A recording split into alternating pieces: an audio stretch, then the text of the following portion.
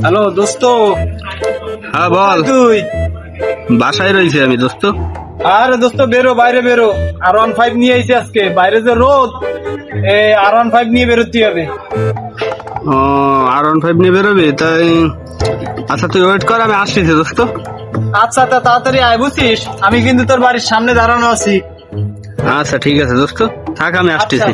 আয় তাহলে। হ্যাঁ আচ্ছা। আচ্ছা, ব্যস্ত হয় ব্যস্ত হয়।